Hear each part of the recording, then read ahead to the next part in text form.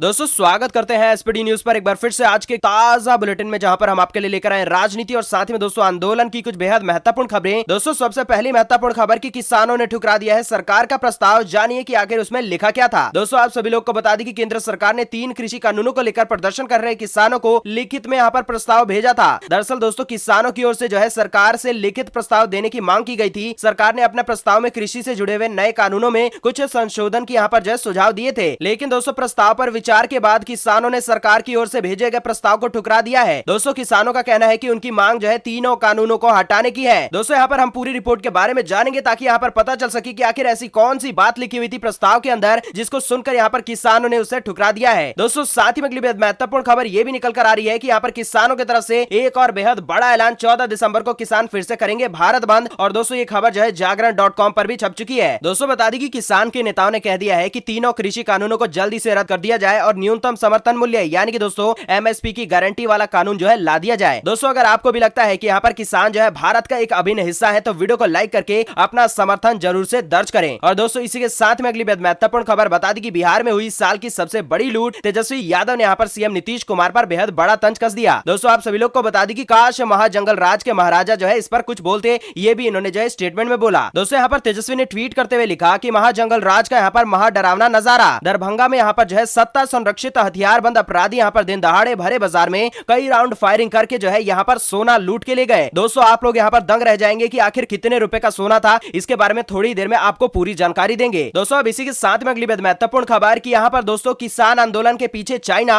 और पाकिस्तान का हाथ है। जी हाँ दोस्तों ऐसा हम नहीं, ऐसा यहाँ पर केंद्रीय मंत्री ने बोला है। दोस्तों आपको बताने वाले हैं क्योंकि ये खबर जो है आज तक.in में भी छप चुकी है। और दोस्तों यहाँ पर जो है राव साहब दानवे ने बुधवार को यहाँ पर औरंगाबाद में कह दिया है कि दिल्ली के पास चल रहे किसान आंदोलन में पाकिस्तान और चाइना का हाथ है। आपको यहाँ पर क्या लगता है कि यहाँ पर जो है केंद्रीय मंत्री राव साहब दानवे यहाँ पर जो है उन्होंने जो भी बात बोली है उसमें कितना दम है? तो दोस्तों क्या आपको सही में ऐसा लगता है कि इसके पीछे जो है यहाँ पर पाकिस्तान और चाइना का हाथ हो सकता है, या फिर आपके हिसाब से माजरा कुछ और ही है? दोस्तों इसी के साथ में अगली महत्वपूर्ण खबर आप लोगों को बता दी कि वोटिंग की तर्ज पर होगा कोरोना का टीकाकरण। आप लोगों को बता दी कि वैक्सीन के लिए दिखाना पड़ेगा पहचान पत्र। दोस्तों ये खबर जो है gbiz.com पर भी छप चुकी है। और दोस्तों बता दी कि भारत में कोरोना वैक्सीन के इस्तेमाल का ऐलान कभी भी यहाँ पर हो सकता है। दोस्तों यहाँ पर हर व्यक्ति इंतजार में लगा है कि आखिर वो कौन सा दिन होगा जिस दिन यहाँ पर कोरोना की वैक्सीन आ जाएगी और यहाँ पर भारत के अंदर टीकाकरण का काम चालू हो जाएगा। लेकिन दोस्तों महत्वपूर्ण खबर तो यह है कि कोरोना की वैक्सीन लेने के लिए आपको दिखाना पड़ेगा अपना पहचान पत्र। आपको कैसा लगा ये खबर जानकर नीचे कमेंट में बताइएगा। इसी के साथ में दोस्तों अगली महत्वपूर्ण खबर यहाँ पर जेपी नड्डा ने बोला है कि असहिष्णुता का दूसरा नाम जो है ममता बनर्जी है। यहाँ पर बंगाल के अंदर 200 से ज्यादा सीटें जीतेगी बीजेपी। दोस्तों बता दी कि बीजेपी के यहाँ पर राष्ट्रीय अध्यक्ष यानी कि जेपी नड्डा मिशन बंगाल को लेकर कोलकाता पहुंच चुके थे। और दोस्तों कोलकाता में ढोल नगाड़ों के साथ में उनका भव्य स्वागत किया गया था। और दोस्तों कोलकाता एयरपोर्ट पर भी भारी संख्या में बीजेपी कार्यकर्ता नड्डा का स्वागत करने पहुंचे थे।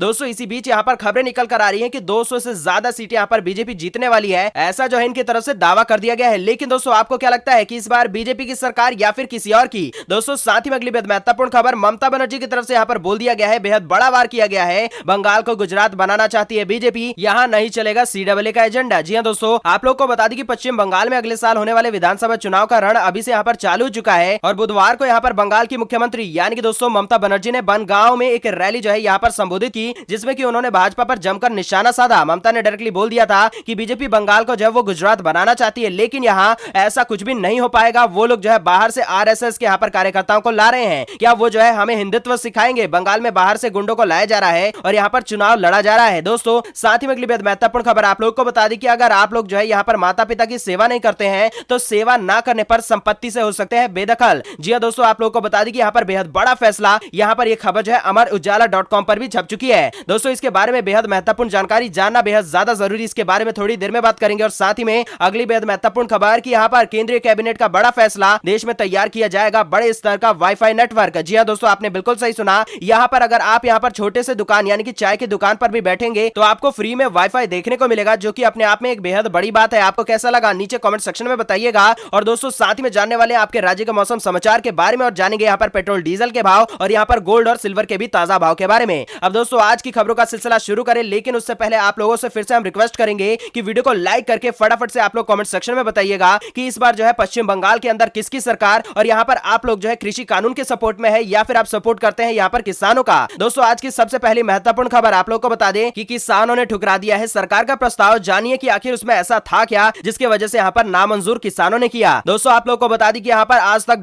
.in से बेहद महत्वपूर्ण खबर की केंद्र सरकार ने यहाँ पर 3 कृषि कानूनों को लेकर प्रदर्शन कर रहे किसानों को लिखित में यहाँ पर प्रस्ताव भेजा था। दरअसल दोस्तों यहाँ पर किसानों की ओर से यहाँ पर सरकार की ओर से लिखित में प्रस्ताव देने की मांग भी की गई थी। दोस्तों सरकार ने अपने प्रस्ताव में कृषि से जुड़े हुए यहाँ पर नए कानूनों में कुछ संशोधन भी यहाँ पर सुझाए थे, लेकिन दोस्तों प्रस्ताव पर विचार करने के बाद किसानों ने सरकार की ओर से भेजे गए प्रस्ताव को ठुकरा दिया और किसानों का कहना है कि उनकी मांग जो है वो तीनों कानूनों को हटाने की मांग है, ना कि यहाँ पर कोई भी संशोधन की मांग। दोस्तों आपको बता दी कि यहाँ पर जो है सरकार की ओर से भेजे गए प्रस्ताव में आखिर था क्या, चलिए एक बार जो है अच्छे से जान ले। दोस्तों यहाँ पर पहला बता दी कि मंडी समितियों द्वारा स्थापित मंडियां कमजोर होंगी और साथ ही में किसान निजी मंडियों के यहाँ पर चंगुल से फंस जाएगा। उसकी शंका पर जो है यहाँ पर सरकार की ओर से भेजे गए प्रस्ताव में कहा गया है कि अधिनियम में संशोधित करके यह प्रावधान किया जा सकता है कि राज्य सरकार निजी मंडियों के रजिस्ट्रेशन की व्यवस्था लागू कर सके और साथ ही ऐसी मंडियों से यहाँ पर राज्य सरकार एपीएमसी मंडियों में जो है वो लागू सेस और साथ ही में जो है शुल्क की दर तक यहाँ पर सेस और साथ ही में शुल्क निर्धारित तक जो है वो कर देगी। दोस्तों आप लोगों को बता दी कि दूसरा यहाँ पर कि कृषि सुधार कानूनों को निरस्त करने की यहाँ पर मांग पर सरकार की ओर से यहाँ पर कह दिया गया है कि यहाँ पर कानून के वे प्रावधान जिन पर किसानों को आपत्ति है उन पर सरकार खुले मन से यहाँ पर विचार करने को तैयार। साथ ही में यहाँ पर कोर्ट में जाने के विकल्प पर भी बात की गई थी और साथ ही में यहाँ पर बिल भुगतान व्यवस्था में भी बदलाव नहीं, इसके बारे में भी बताया गया था। दोस्तों इसी तरीके से बहुत सारी चीजें जो है उसमें बताई गई है और बहुत सारे यहाँ पर प्रस्ताव दिए गए हैं, लेकिन दोस्तों किसानों की तो सिर्फ एक ही मांग है कि कानूनों को जल्दी से रद्द कर दो। इस प्रकार के कोई भी चीजें कोई भी संशोधन हम जो है वो बर्दाश्त नहीं करेंगे। खैर आपके हिसाब से यहाँ पर कौन सही है कौन गलत आप लोग बताइएगा। इसी के साथ में दोस्तों अगली खबर निकल कर आ रही है कि यहाँ पर दोस्तों बिहार में हुई साल की सबसे बड़ी लूट, तेजस्वी ने सीएम नीतीश पर कसा तंज, काश महाजंगल राज के यहाँ पर महाराजा इस पर कुछ बोलते। जी हाँ दोस्तों यहाँ पर बिहार के दरभंगा जिले में जो है बड़ा बाजार स्थित यहाँ पर अलंकार ज्वेलर से बुधवार की सुबह जो है 10:30 बजे 8 हथियारबंद अपराधी करीब 10 करोड़ के सोने के जेवरात जो है लूटकर फायरिंग करते हुए जो है फरार हो गए थे।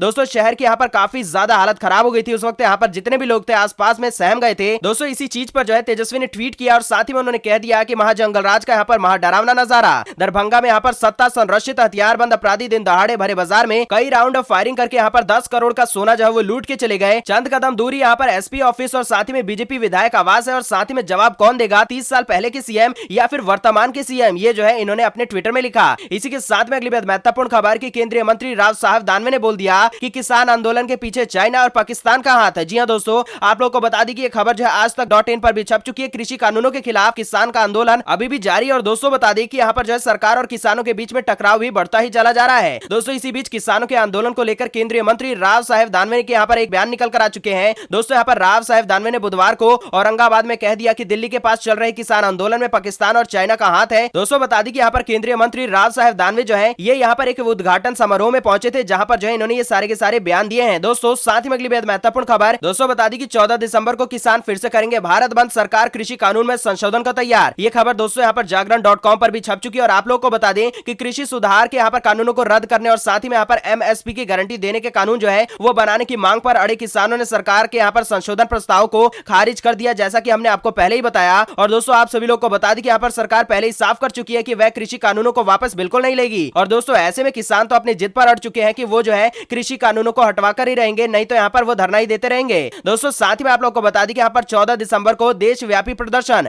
जी हाँ दोस्तों किसान के नेताओं ने कह दिया है कि तीनों कृषि कानून रद्द किए जाए और यहाँ पर न्यूनतम समर्थन मूल्य यानी कि दोस्तों एमएसपी की गारंटी वाला कानून लाया जाए। दोस्तों किसानों ने अपना आंदोलन तेज करते हुए दिल्ली को यहाँ पर जाम करने का ऐलान किया और साथ ही में उनके घोषित कार्यक्रम में दिल्ली को जोड़ने वाले यहाँ पर जितने भी राष्ट्रीय राजमार्ग है यानी कि दोस्तों दिल्ली से जयपुर, दिल्ली से आगरा और साथ ही में दिल्ली से लखनऊ, उनकी ओर यहाँ पर जाने वाली सड़कें रोक दी जाएंगी। दोस्तों टोल प्लाजा खोल दिए जाएंगे। किसानों ने यहाँ पर 14 दिसंबर को देश भर में जिला और यहाँ पर प्रदेश स्तर पर धरना प्रदर्शन करने का ऐलान कर दिया और दोस्तों भाजपा के नेताओं और साथ ही में उनके कार्यालयों के यहाँ पर घेराव भी किया जाएगा। दोस्तों साथ ही में अगली महत्वपूर्ण खबर बता दी कि वोटिंग की तर्ज पर होगा कोरोना का टीकाकरण, वैक्सीन के लिए दिखाना पड़ेगा पहचान पत्र। जी हाँ दोस्तों भारत में कोरोना की वैक्सीन को लेकर यहाँ पर काफी ज्यादा जो है यहाँ पर सभी लोग बेचैन है कि फटाफट से जो है कोरोना की वैक्सीन भारत के अंदर लॉन्च हो जाए और कोई ना कोई कंपनी जल्दी से जल्दी यहाँ पर वैक्सीन लेकर आ जाए। दोस्तों आप सभी लोग को बता दी कि इसी बीच यहाँ पर महाराष्ट्र सरकार ने कोरोना की वैक्सीन टीकाकरण की पूरी प्लानिंग कर ली है। दोस्तों यहाँ पर सरकार ने फैसला कर लिया है कि वैक्सीन को सबसे पहले हेल्थ केयर सेक्टर से यहाँ पर जुड़े हुए कर्मचारी जो कि सरकारी होंगे उनको वैक्सीन की डोज दी जाएगी। सबसे पहले सरकार ने डॉक्टरों समेत यहाँ पर हेल्थ केयर सेक्टर उसके अंतर्गत आने वाले जितने भी कर्मचारी उनका टीकाकरण सबसे पहले किया जाएगा। अब दोस्तों साथ ही में अगली महत्वपूर्ण खबर की जेपी नड्डा ने क्या कहा है चलिए जानते हैं, क्योंकि दोस्तों बीजेपी के राष्ट्रीय अध्यक्ष यहाँ पर जेपी नड्डा मिशन बंगाल को लेकर कोलकाता पहुंच चुके थे। दोस्तों कोलकाता में यहाँ पर ढोल नगाड़ों से उनका स्वागत हुआ और साथ ही में दोस्तों कोलकाता में बीजेपी अध्यक्ष यहाँ पर जेपी नड्डा ने कहा कि बंगाल में भाजपा ने एक लंबी लड़ाई लड़ी है। साल पहले बंगाल में हमारा जो है वोट प्रतिशत 4 था, 2014 में हमारी सीटें यहाँ पर 2 हो गई और साथ ही में हमारा वोट वोट प्रतिशत यहाँ पर 18 पहुंचा। दोस्तों 2019 में हमारी सीटें यहाँ पर 18 हो गई और साथ ही में हमारा वोट प्रतिशत 40 पहुंचा। और साथ ही में दोस्तों 2021 के चुनाव में भाजपा जो है वो 200 सीटों से यहाँ पर विजयी होने वाली है। और दोस्तों बता दी कि जेपी नड्डा इस बार जो है बंगाल में अपने यहाँ पर चुनावी मिशन की शुरुआत सीएम ममता बनर्जी के यहाँ पर गढ़ से ही करने वाले हैं। दोस्तों साथ ही में अगली बेहद महत्वपूर्ण खबर की माता पिता की सेवा नहीं करने पर संपत्ति से हो सकते हैं बेदखल, क्योंकि दोस्तों ये अमर उजाला.com में खबर छप चुकी है। यहाँ पर माता पिता और वरिष्ठ नागरिकों के यहाँ पर भरण पोषण एवं कल्याण नियमावली यहाँ पर 2014 में संशोधन किया जाएगा और दोस्तों इसमें बेदखली की प्रक्रिया उसको भी जोड़ दी जाएगी। दोस्तों यहाँ पर राज्य विधि आयोग ने संबंधित प्रस्ताव का प्रारूप यहाँ पर तैयार करके शासन को भेज दिया और दोस्तों आयोग की यहाँ पर सचिव सपना त्रिपाठी ने बता दिया है कि प्रस्तावित संशोधन में बच्चों के यहाँ पर साथ में रिश्तेदारों को जोड़ा गया है। दोस्तों वहीं यह प्रक्रिया भी यहाँ पर जोड़ी गई है कि किस किस तरह से यहाँ पर जो है पीड़ित पक्ष अपने मामले को पहले यहाँ पर एसडीएम और फिर से यहाँ पर प्राधिकरण के समक्ष